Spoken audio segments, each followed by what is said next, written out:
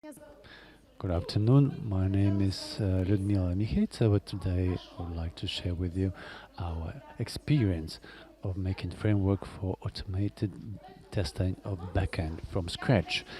Let me introduce myself. I'm head of the special team providing quality assurance to BSC, and also became recently a product owner on BSCU OT framework. How our paths crossed. About 2 years ago, we had this framework. Of course, it wasn't look and didn't look the way it wasn't the way it is now. I became an active user of it, and the requirements, demands of my project grew. I became the client, new functionality analyst and tester, and so happened that I had to do many things at once. Now I'm the owner of the product. Here's what I'm going to tell you about. I'm telling you about the specificity of the IT landscape, its evolutionary challenges, and how we came to write a framework for our backend. I also tell you what we had to deal with when we started writing the microservices, and I tell you about the problems we faced. About the problems we faced and how we solved them. And in the end, I'll tell you about our plans. So, I work in a BSC company which deals with the development of the software for financial organizations and banks in particular. Uh, Several years ago, bank systems were developed as a monolith and communicated via uh, uh, uh, bandwidth. But then we started participating in the big projects at the different levels, both developers of the microservices and also the consumers of microservice logic. Here's what they came across when they entered this world from the point of view of testing. First of all, testing IP manually is very difficult. You need to check a lot of parameters, and we really dislike this. At the time, as I said, inside the BSC company, there was a framework for to automate the API. Autotest were written in the Excel files, and it didn't touch the integration testing at all. It was really inconvenient to write Autotest, and particularly uncomfortable because you needed to open up Excel, write Autotest, write it down, and if something goes wrong, you need to repeat the procedure. And it was really unpleasant, really unsettling. We didn't find any similar solutions in the market at the time. We decided to develop our own framework. First, it looked like a well-known evacuation plan, but we sat down and decided to draft a list of our problems and based our test on that. First of all, it was very time-consuming and demanded a lot of work. We wanted to give up on this. Also, we had no check on integration. We set it as one of the tasks. We also had a problem that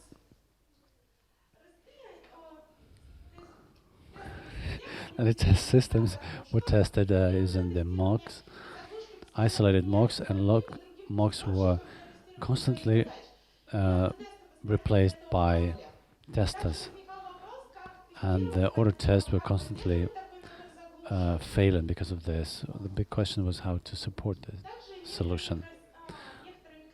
Some microservices have a asynchronous link with the outside system. How to check response from our testing service? We couldn't do this because the response changed over here depending on the response from the outside system. Sometimes the communication with the outside system could be more tricky. When the microservice would test this, bring back response, only then a series of migration services starts. We also had to check them, but we're not able to do this. Thus, we wanted to check the parameters of the database. also had a need to for every or any tester be able to write very complicated checks at the same time, do a lot of simple tasks daily. Thus, we had a task scope, first understanding of the task scope. We put together a team of testers and developers to solve our problems, to find the necessary tools that could be put in the foundation. We started solving these problems, then appear new ones, and those we created for ourselves. The most acute problem was that write an Autotest in Excel files was really uncomfortable. So we wrote a user interface for our framework. We received and used JavaScript and script for backend and used Oracle database for screen test. Thus, we solved the problem of Autotest. But here we had a first attempt to shoot ourselves in the foot. At some point, the team that worked on such projects consists of one man, one person, but abruptly it grew up and we faced the problem as the absence of the parallel work with several staff members. It was then that we had two people working on Autotest, and the changes needs to be the difficulties need to be resolved. There should have been shouldn't have been any conflicts. But the last changes made would end up in the database. What we did, we switched into the saving a test in the Git, and Git solve all our problems.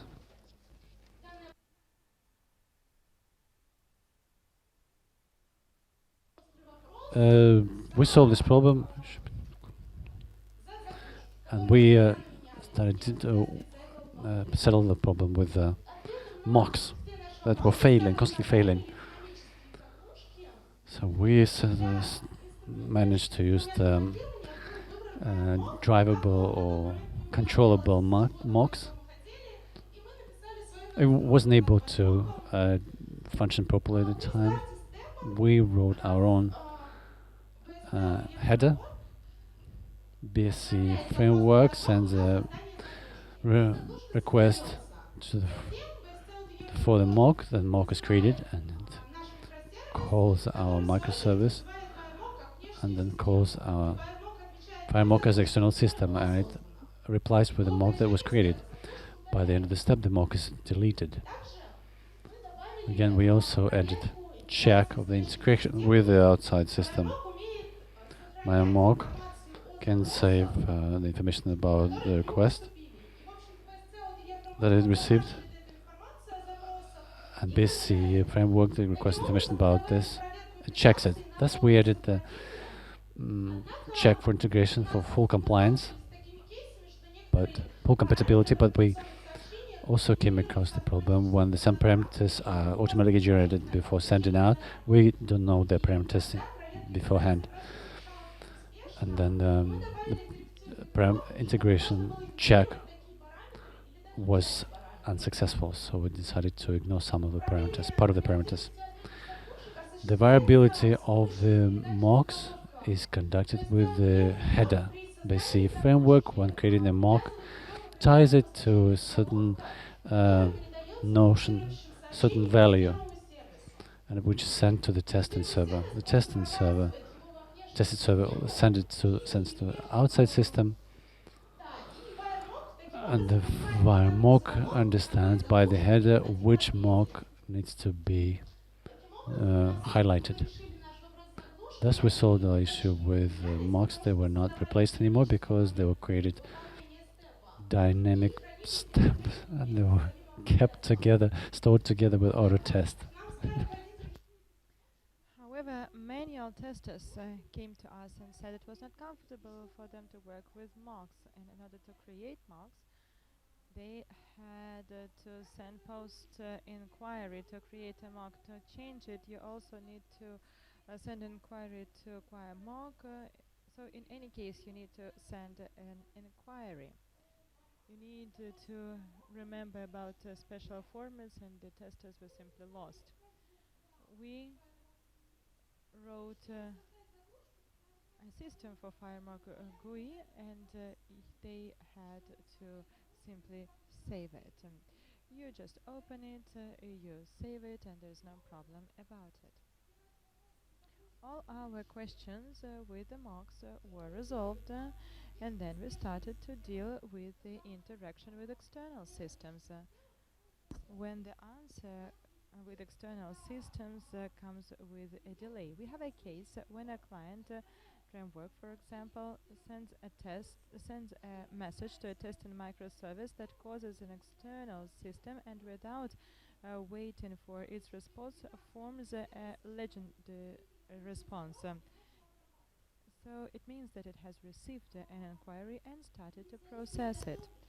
Depending on the fact if they receive a response from external system or not, the response changed, and we didn't know how to check it. The tests were not stable. What did we do? We decided to change our microservices so till we receive the final answer. The client will send the inquiries again and again till they receive the full answer. It means that the testing microservice receives all the information from the external system, has processed it, and you can check the answer. However, the interaction with external system can be more difficult. When a tested service receives an inquiry, responds to it, and only after that it starts a series of integration inquiries, and you need to check them and mark them somehow. Then we started to use wire work. We send inquiries as long as wire work receive the responses, all of them. Then we wait a little bit more and check if there were additional inquiries that shouldn't have come to it. We can check such cases too. Then we started to check the these parameters. Our system sends inquiries to a database. We work with Oracle and Costras, but it wouldn't be a problem to connect to any other database with the GVC driver. This problem was resolved too. As for now, our framework can resolve the most difficult tasks. Now there is a need to check more difficult tests. That's why we added the support of scripts. We added this script. You can write down your JavaScript. We have a Java agent. It performs it and sends a result. And it seems to us that life became easier. However, our Autotest still lived separately from the process of software development. They're not related to continuous integration, and we wanted them to become a part of CI/CD processes. If you do so, you need to think about reports. And in addition to that, we wanted to keep the history of Autotest implementation. You can set CI/CD processes differently. I believe all the people in the hall know what I'm talking about. However, for us, we decided to differentiate that for big monolith applications, we will do tests at staging and only then deal with the bugs. For microservices, we will open Microsoft and Dockers, do auto test, and in case of a successful auto test, we will bring our changes to the staging. How do we implement auto tests with microservices? We do checkout of microservices and test, then we launch 3 Docker containers, BSC, wire mock, microservice, and BSC auto framework. Then we implement scenarios, and at the end of the day, we generate and publish an Allure report. Here you can set a newsletter, register bugs. These are all the features that you can add according to your desire. In order to have a cooperation between our framework and CI, we started the launch of Autotest from console. We have two entry points from GUI framework and the command line. You can start it with CI system. In our case, it's Jenkins. Then, in order to generate reports, we chose Allure. And for now, we have developed a difficult, big framework with a lot of functions and opportunities. And on the other hand, we had Allure with its own standards. The question that came was how to map the structure of our steps with the structure of standard Allure steps. The most interesting thing is step attachment, where you can keep the content of our auto tests, our mocks, integration, inquiries, and so on. We resolved the problems with reports and then started to deal with the history of auto tests results. And there's nothing difficult about it because Allure can do everything on its own. We only had to put this information into the right folders. And then all our problems were resolved. What did we have as a result?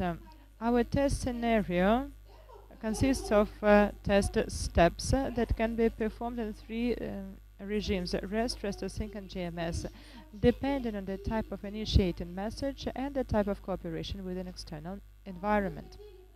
We wanted to check the integration, and we learned how to do it. We had a problem that mocks were changing all the time, and we taught our framework to create manageable mocks. If cooperation with external environment is not simultaneous, we use polling. We can also send SQL inquiries to DB, use GS for logics, expanded logics, and the CLI system can cooperate with our framework and launch our auto tests through console. In addition to that, we have Allure reports, and we keep the history of auto test implementation. So, as a result, we have developed a solution with a complicated technical architecture that sends inquiries to the testing application that manages the data it receives from the external sources. It checks the information in the DB, and the auto tests are launched from CI.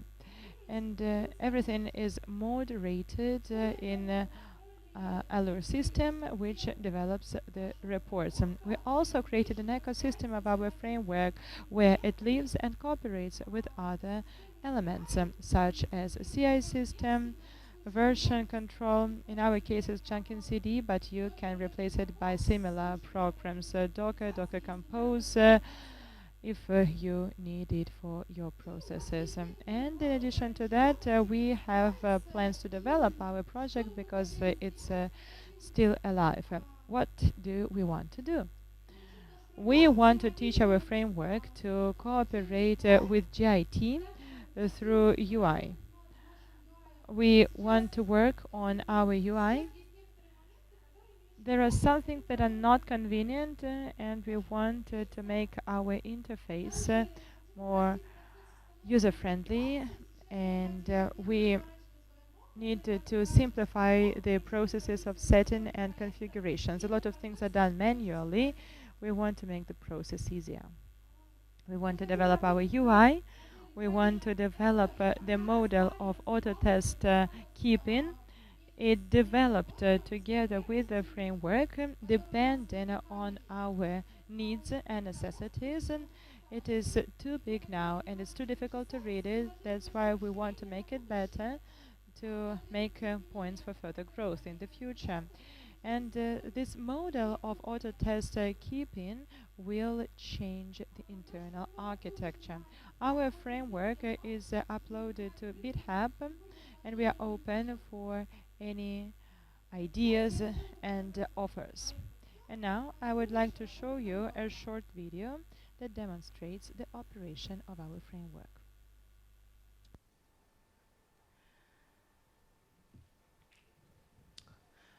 Представьте себе кейс, где у нас Here is a case where our testing service inquires something from the external system, and we have a user. A user has his own name.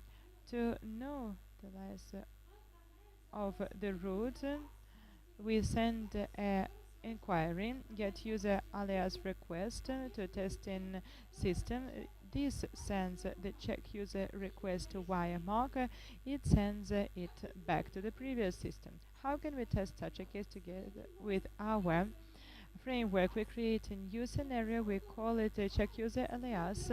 We open it. Here is the first step. You can write down a comment for the first step. For example, get user alias. Write down the inquiries, the content, and what checks are necessary. Expected response and expected inquiry body. In addition to that, you add a cooperation with external system. You go here to the REST request service name, and here is expected request as a body of the inquiry you are going to check. Then you need to mock external system. You go to mock response, you create a mock, you add URL, status, and the topic of answer from external system. Save the test, run.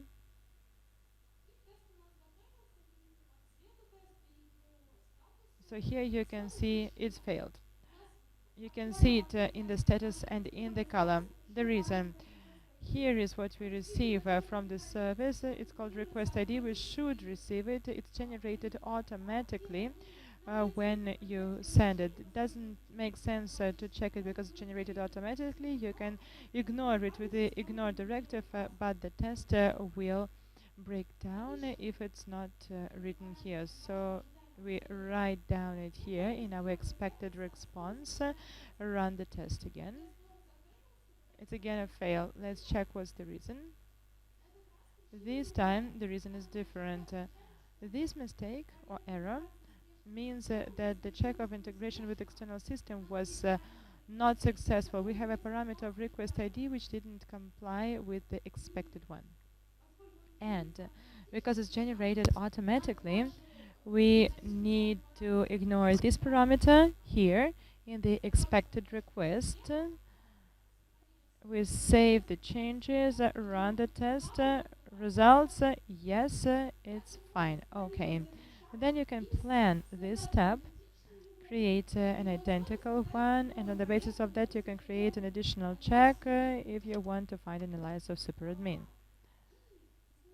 And then you change the test so that alias of superadmin is not found.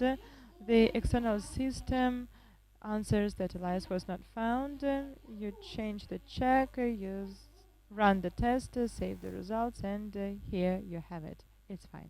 Okay. Thank you. We had a long way.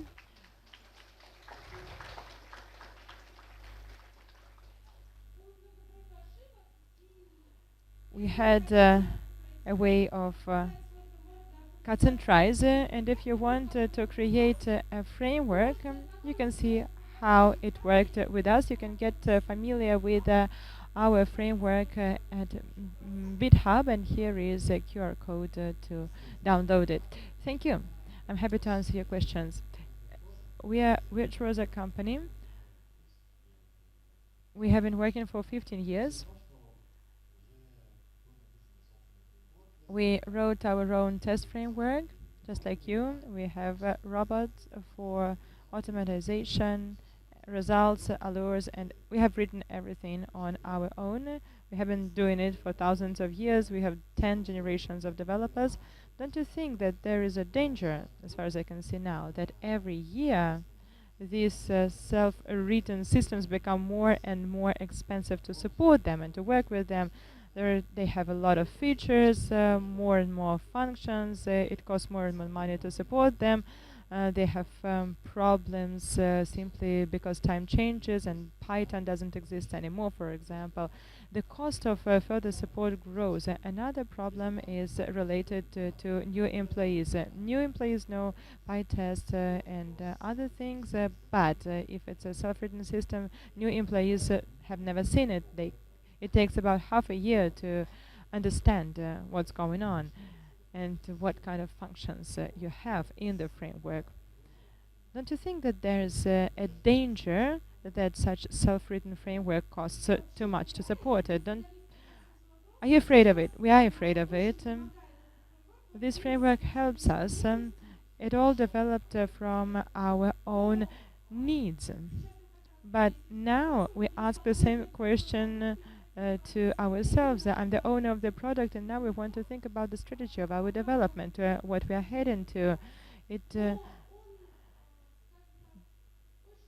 I just want to tell you that the automatization costs less.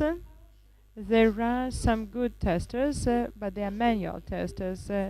It's not that they don't know how to do it, they don't want to deal with automation. They don't want to write the code. And that helped us to resolve this problem. You don't need to write down the code. You just create tests and write down scenarios that are further on implemented. But we are thinking about this question. Thank you. Then I have a clarification.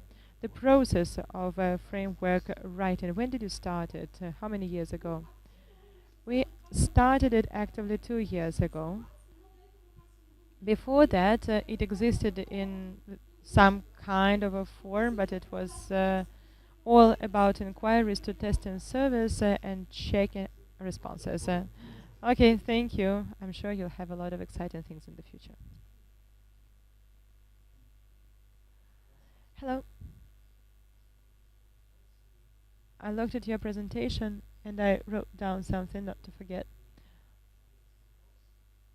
I checked how you send a response and in the body you have some JSON expectations. And that's why I have some questions. If you want to make parameters of a value, if you want to make a package of similar tests where only one parameter is different, it's not one question, I have several. Then I saw that you receive a small JSON. It happens rarely. But usually you receive a big one. Do you compare JSON only, or do you have any parameters? Have you finished your question? Not yet?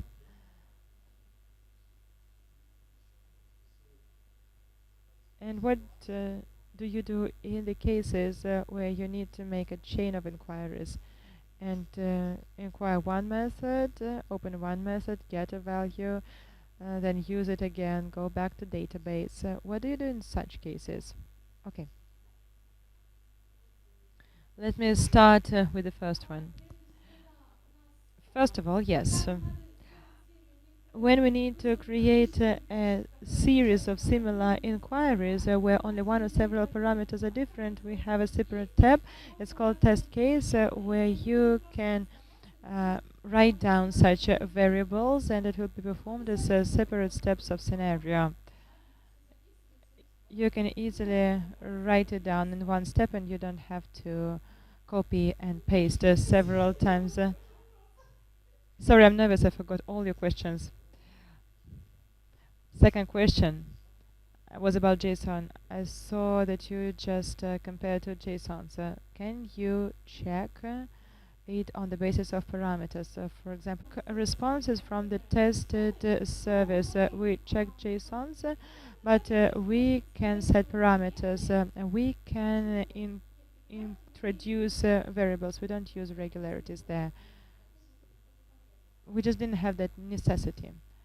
But what we have a huge data mm, list, and the order of the objects is different. That's why we have various comparison regimes where the order is not strictly regulated, and it's written that the order can be different. You demonstrated us a small example where there's just one line, and there it's evident that the line was different. But what if you have bigger data? We have a difference between an actual and expected result. Unfortunately, I haven't taken the report with me to show it to you. Hello, my name is Lydia. I have two short questions.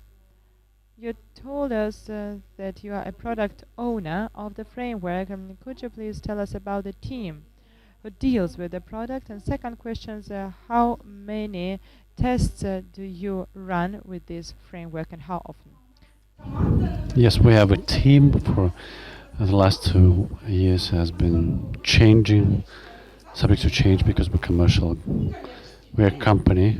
It's not and this is not a commercial project.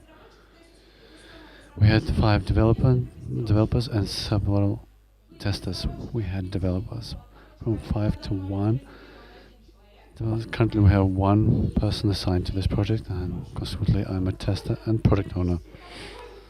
And we regularly have testers who join our team. Unfortunately, we never had analysts. I'm sorry, what was the second question? How many tests is used? Our framework is used in several projects, and one of the projects. It's a big monolith, about 200. We follow the system when one test covers all scenarios, both positive and all the exclusive, exceptional. So it's all covered with auto tests. 200.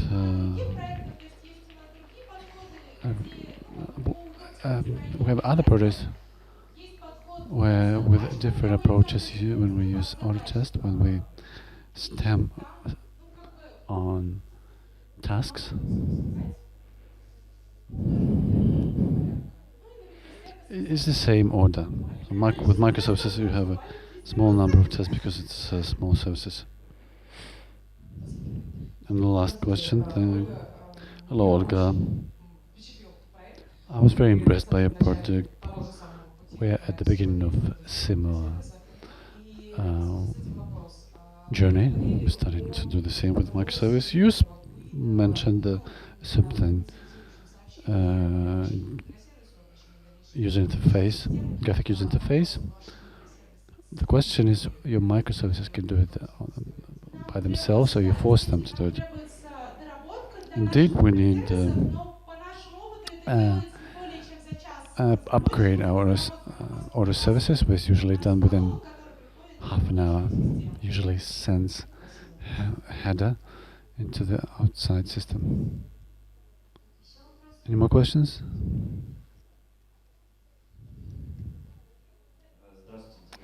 Hello, my name is Denis, Sportmaster company. I wanted to ask this, maybe I just didn't catch the context. I really like the product, but where does it want to end up in a deployed project? Yes, it either could end up in the stand or to the microservice. We either put a microservice in the dock, the whole infrastructure, or it could be used in a deployed app. It could be used in the manual testing mode. Let's do it the other way around.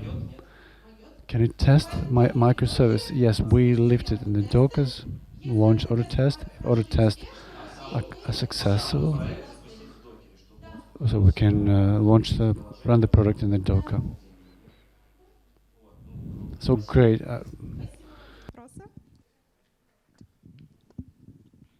Добрый день. Хотел уточнить у вас вопрос, что Hello, I wanted to clarify, why didn't you simplify the process by not putting the mocks as a separate object in the framework chain?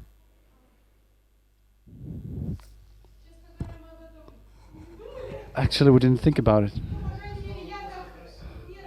But as a non-developer, I didn't think about this. It never occurred to me. It never came to mind. Let me think about your question. And if you leave me a business card, I will send you a reply later.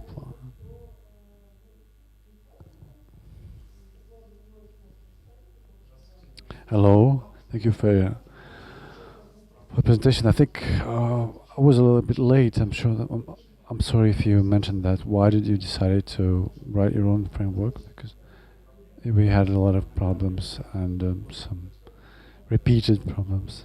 If you could have chosen some popular ready-made solution, or maybe write a Java project using the popular libraries, and use the request databases with the CI reporting and a fantastic library that shows that we had been using the ready-made components. Our developers were using them to communicate with the database. Unfortunately, I'm not a developer. I cannot name it.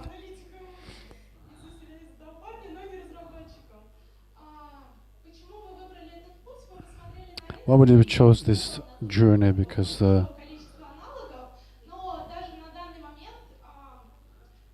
maybe the manageability of the marks was not available at in the market at the time.